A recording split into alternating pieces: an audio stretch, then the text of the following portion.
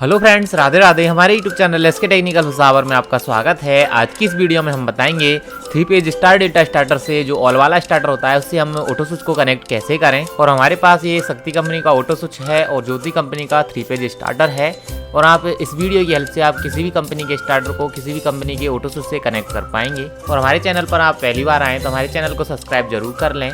सबसे पहले हमें ऑटो स्विच में वायरिंग करनी है, वायर लगाने हैं। तो मैंने पहले से ये वायर लगा रखे हैं, तो आप ये देख सकते हैं। सबसे पहले मैंने ये 3 वायर लगाए हैं जो कि R1, R2 और R3 में लगे हुए हैं। और इसमें जो R3 में हमने एक वायर लगाया है, उस R3 में से N वाले जो वायर है, N वाला जो टर्मिनल, उसमें हमने एक वायर लगाया है। उसके बाद हमने B वाला सिंगल वायर रखा है। उसके बाद S1 और S2 ये 2 वायर और रखे हैं। तो इस प्रकार हमने पहले ऑटो स्विच में वायर लगाने हैं।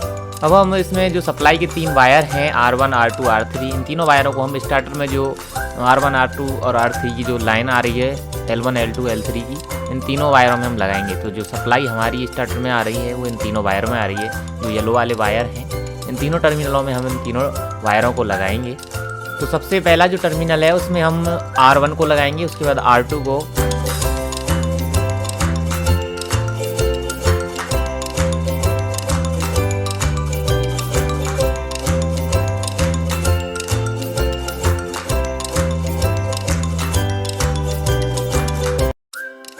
सप्लाई के R1 और R2 वायर को लगाने के बाद अब हम जो तीसरा वायर है R3 का, जो कि हमने एक वायर कॉमन किया है N वाले टर्मिनल में, इस वायर को हम लगाएंगे। तो इस वायर को हमें तीसरे जो टर्मिनल है, तीसरा फेज का लाइन 3 का, इसमें हम इसे कनेक्ट करेंगे। सप्लाई के तीसरे वायर के साथ हमने N वाला वायर लगा दिया है। इसके बाद जो B वाला वायर है ये हमें ऑफ पुश बटन के सीरीज में लगाना है। तो ऑफ पुश बटन का जो एक वायर है वो उस फेज में लगा होगा जो जिसमें हमने R3 का जो वायर लगाया है। अभी देख सकते हैं हमने ब्लैक वायर R3 का जो वायर है वो हमने तीसरे फेज में लगाया है। और इस ऑफ पुश बटन में से जो एक वायर जा रहा है इस R3 के फेज में, इस वायर को हमें निकालना है। और जो N वाला वायर है वो हमने इस R3 में लगा दिया है पहले से ही स्टार्टर के में। और जो हमें ये जो ग्रीन वायर है ये वायर हमें निकालना है और इस वायर पर हमें टेप करनी है, जिससे कि ये वायर किसी वायर से या किसी स्टार्टर की बॉडी से टच नहीं हो। तो हमें जो B वाला वायर है वो इस जो हमने ये ग्रीन वायर निकाला है इस ऑफ पुश बटन में से, इस बटन में हमें वो वायर लगाना है। अभी हम ऑटो स्विच का जो B वाला टर्मिनल है उसमें ये ब्लैक वायर लगा हुआ है। तो इस ब्लैक वायर को हम इस ऑफ पुश बटन का जो एक टर्मिनल है, इस टर्मिनल में हम इस वायर को लगाएंगे। इसके बाद आप ये देख सकते हैं ऑटो स्विच में अभी 2 रेड वायर रह गए हैं S1, S2, जो कि ये हमें ऑन पुश बटन के समांतर क्रम में लगाने होते हैं। तो इन दोनों वायरों को हमें जो ऑन पुश बटन है, ग्रीन बटन जिससे हम मोटर को ऑन करते हैं, उस बटन के जो 2 टर्मिनल हैं उन दोनों टर्मिनलों में हमें दोनों वायर लगाने हैं। अभी यहाँ पे देख सकते हैं ये ग्रीन बटन के दोनों टर्मिनल हैं, ये ऑन पुश बटन है। तो इन दोनों टर्मिनलों में हमें दोनों वायर लगाने हैं। तो हम किसी भी टर्मिनल में किसी भी वायर को लगा सकते हैं।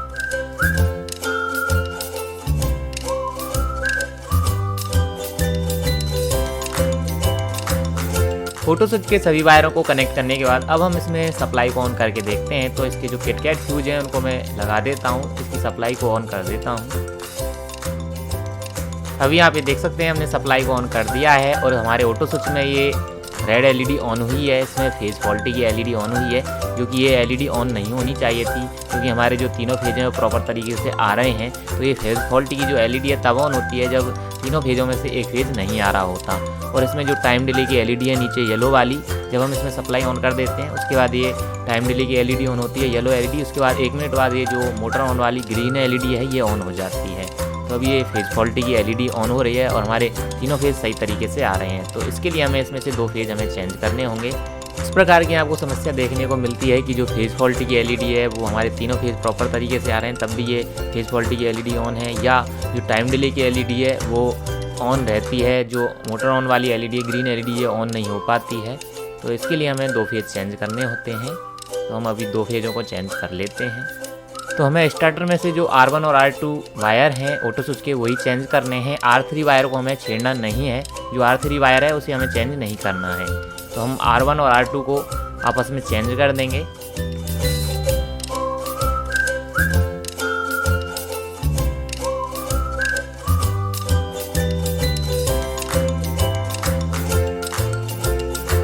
दोनों फेजों को चेंज करने के बाद अभी हम फिर से सप्लाई को ऑन करते हैं। तो हमने 2 फेजों को लगाया है तो इसकी रेड एलईडी ऑन हुई है और हमने ये तीनों फेजों को लगा दिया है तो ये इसकी जो येलो एलईडी है वो ऑन हो गई है। तो अभी ये टाइम डिले वाली एलईडी ऑन हुई है तो 1 मिनट बाद ये ग्रीन एलईडी ऑन हो जाएगी।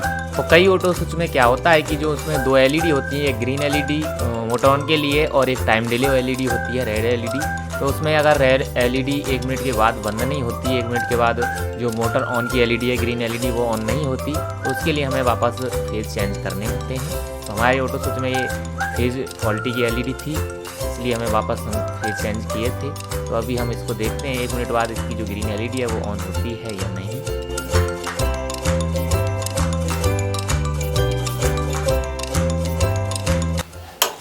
अभी यहाँ पे देख सकते हैं हमारे ऑटो स्विच की ग्रीन एलईडी ऑन हो गई है। तो अभी हम मोटर को ऑन कर लेते हैं।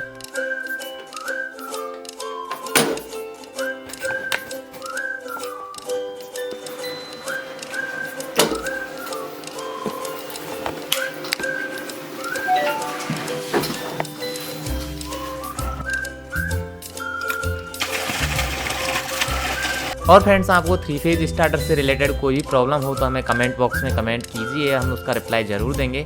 और फ्रेंड्स, हमारी ये वीडियो आपको पसंद आए तो इसे लाइक करें, शेयर करें और हमारा चैनल अभी तक आपने सब्सक्राइब नहीं किया सब्सक्राइब जरूर कर लें। और फ्रेंड्स, जो साइड में बेल आइकन का बटन है उसे प्रेस कर दें और ऑल नोटिफिकेशन पर सेलेक्ट करें, जिससे कि आने वाली हर वीडियो की नोटिफिकेशन आपके पास पहुँच जाए।